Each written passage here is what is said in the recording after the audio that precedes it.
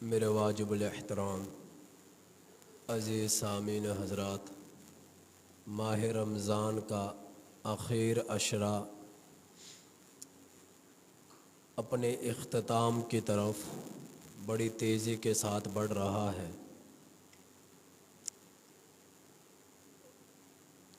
اللہ جل جلالہ پوری کائنات اس کی نافرمان ہو جائے، اس کی شان میں کوئی فرق نہیں پڑتا، اور پوری کائنات کے لوگ اس رب کی عبادت کرنے والے بن جائیں تب بھی اس کی شان میں کوئی فرق نہیں پڑتا کہ شان بڑھ جائے گی، عظمت بڑھ جائے گی۔ اس کی ہمیشہ سے بلندیاں اور عظمتیں، رفعتیں ہمیشہ سے قائم ہیں، وہ ہمارا محتاج نہیں ہے۔ لیکن ہم اپنی زندگی میں ایسے اس طرح چودراہٹ کے ساتھ گزار رہے ہیں کہ ہم یہ سمجھتے ہیں کہ ہم اللہ کی عبادت کریں گے تو ہم اللہ پر احسان کریں گے، ہم نمازیں پڑھیں گے، ہم روزے رکھیں گے، ہم تراویحیں پڑھیں گے تو اللہ پر احسان کریں گے۔ نہیں میرے بھائی، اللہ پر احسان نہیں، یہ اپنا فائدہ ہے۔ جو بھی کرے گا اپنا فائدہ ہے، تھوڑا کرے گا، زیادہ کرے گا، مشقت کے ساتھ کرے گا، نہ چاہتے ہوئے کرے گا، ہر شخص کا اپنا فائدہ ہے،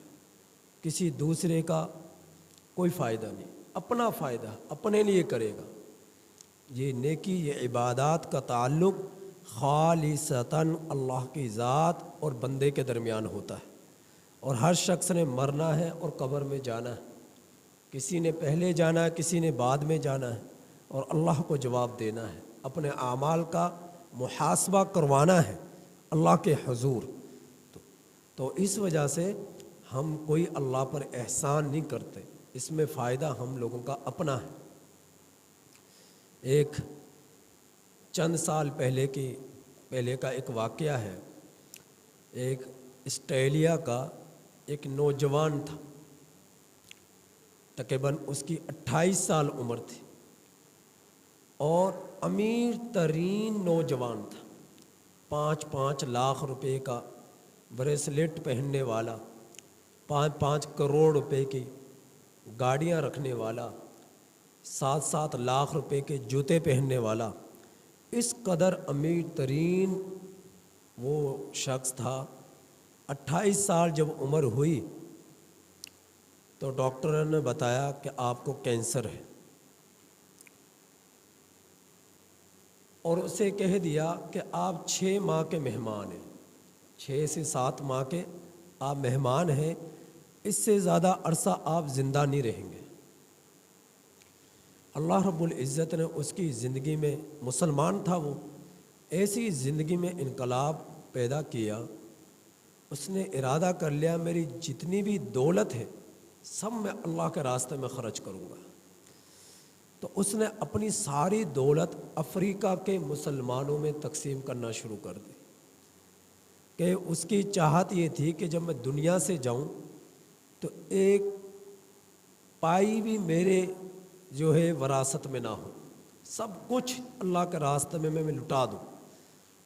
تو اس نے افریقہ کے مسلمانوں میں اپنی ساری دولت لٹا دی، اور اس نے یہ کہا کہ میری چاہت یہ ہے کہ جب میں اپنے رب سے ملوں تو اس حال میں ملوں کہ میرا رب مجھ سے راضی ہو چکا۔ اور جب اس کی موت آئی تو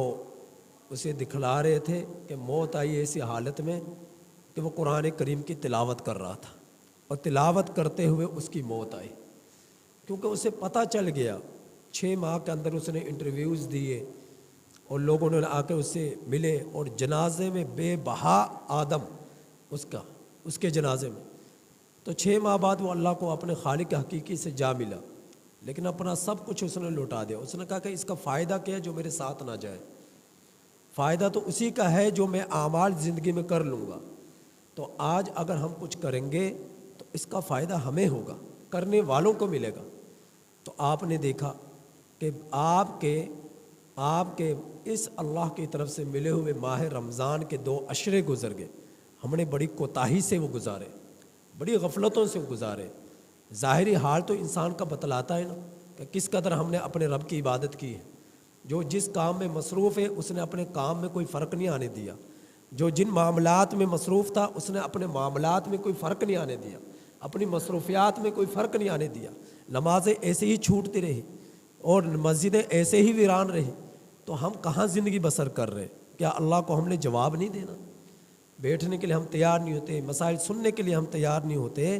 کہ اس میں فائدہ کس کا ہے؟ مسائل سنیں گے آپ کا فائدہ ہے، بیٹھیں گے آپ کا فائدہ ہے، عبادات کریں گے آپ کا فائدہ ہے، ہمارا کچھ نہیں جائے گا، فائدہ آپ لوگوں کا ہے، آپ لوگوں کا ہے۔ تو اللہ رب العزت نے یہ آخر عشرہ ہمیں دے دیا، چلو رحمت کا عشرہ تم سے غفلت میں گزر گیا، مغفرت کا عشرہ تم سے غفلت میں گزر گیا، اس آخر عشرے کی ہی قدر کر لو۔ تو اس میں میرے رب نے پہلے 2 عشروں سے زیادہ اس عشرے کے اندر عبادات کو پرو دیا، اور اس عشرے کے اندر لیلۃ القدر کی رات کو رکھ دیا، اور اس عشرے کے اندر جو ہے اعتکاف جیسی عظیم عبادت کو رکھ دیا، اور پھر فرمایا میرے نبی نے کہ من قام لیلۃ القدر ایمانا و احتسابا غفر له ما تقدم من ذنبه، جو شخص ایمان کی حالت میں اور ثواب کی نیت سے، غرض سے جو اس ماہ اس رات کے اندر جاگتا ہے، اللہ رب العزت اس کے سارے گناہوں کو معاف فرما دیتے ہیں۔ اب یہ رات جو اعتکاف میں بیٹھنے والا ہے اسے آسانی سے مل جاتی ہے، اور رات کی بڑی عظمتیں ہیں۔ اللہ رب العزت نے فرمایا کہ اس رات کے اندر میرے فرشتے اترتے ہیں، اور پھر فرمایا وہ روح بھی اترتا ہے۔ اب روح کون ہے؟ سورۃ القدر میں روح کی تفسیر میں لکھا ہوا ہے کہ روح یہ ایک ایسا فرشتہ ہے جو حضرت جبرائیل امین علیہ الصلوۃ والسلام سے بھی زیادہ مرتبے میں اعلیٰ ہے، جو روح زمین پر کبھی نہیں آیا، کبھی نہیں آیا، وہ صرف اس رات میں آتا ہے، لیلۃ القدر کی رات میں آسمان سے اتر کر اس رات کے اندر وہ زمین پر آتا ہے۔ اور کیوں آتا ہے؟ روزے داروں کی عبادات، ان کی دعاؤں پر آمین کہنے کے لیے، ان سے مصافحہ کرنے کے لیے، ان کی زیارت کرنے کے لیے، جو روزے رکھتے ہیں، جو سجدے کرتے ہیں، جو رکوع کرتے ہیں، جو نمازیں پڑھتے ہیں، جو تلاوت قرآن کرتے ہیں، ان کی عبادات کو وہ دیکھتے ہیں، مصافحہ کرتے ہیں، تو وہ فرشتہ ہم لوگوں کی، روزے داروں کی، راتوں میں قیام کرنے والوں کی زیارت کے لیے آتے ہیں،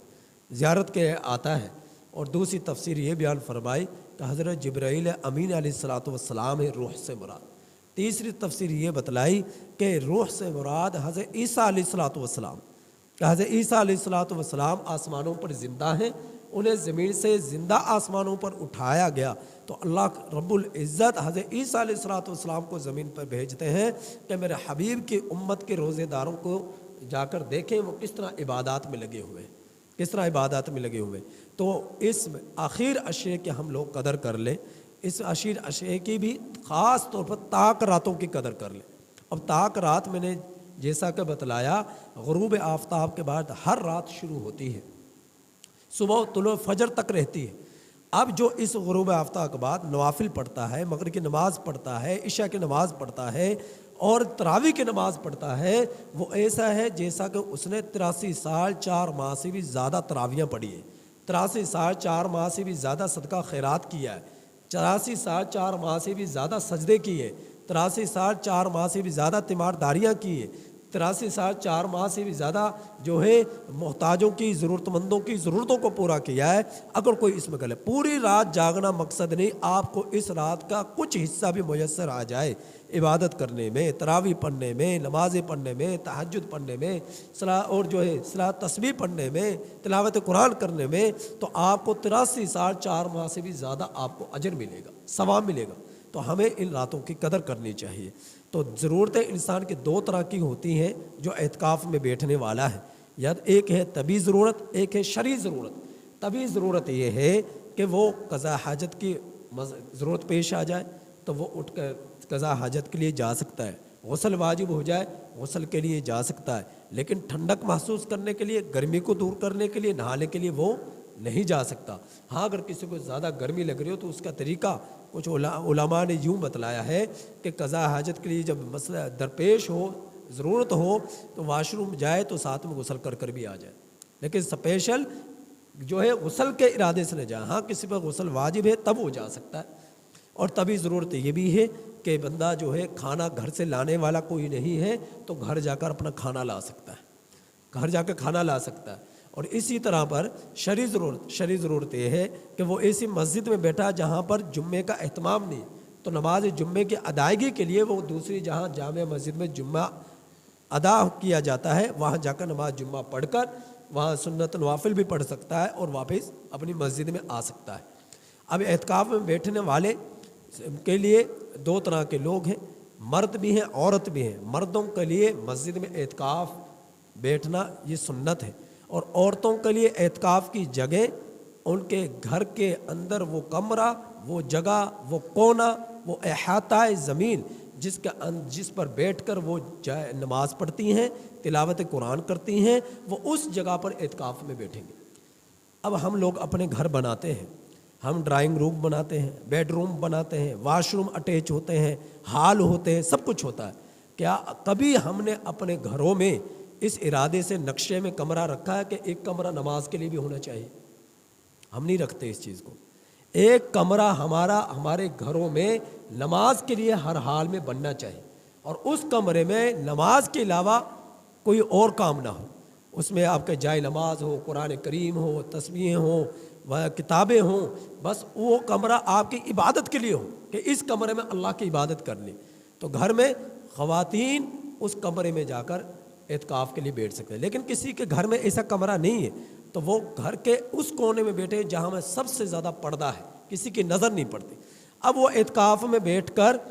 جو اعتکاف میں بیٹھنے والی ہے اگر وہاں آٹا بھی گوندنا چاہے تو گوند سکتی ہے، وہاں پر بیٹھ کر وہ گھر کے کام کاج بھی کرنا چاہے تو وہ کر سکتی ہے۔ عورتوں کے لیے اس چیز کی اجازت ہے، اور البتہ بہتر یہ ہے اگر کوئی گھر میں کوئی اور کرنے والا ہے تو وہ کرے، اگر نہیں کرنے والا تو معتکفہ جو عورت ہے وہ وہاں پر بیٹھ کر گھر کے کام کاج بھی کر سکتی ہے، لیکن بغیر ضرورت کے وہاں سے نہ نکلے، ضرورت کے مطابق وہاں سے نکل کر اور فوراً اپنی اس جگہ پر پہنچے اور اللہ کی عبادت کرے۔ اللہ تعالیٰ سے دعا ہے کہ عمل کی توفیق عطا فرمائے۔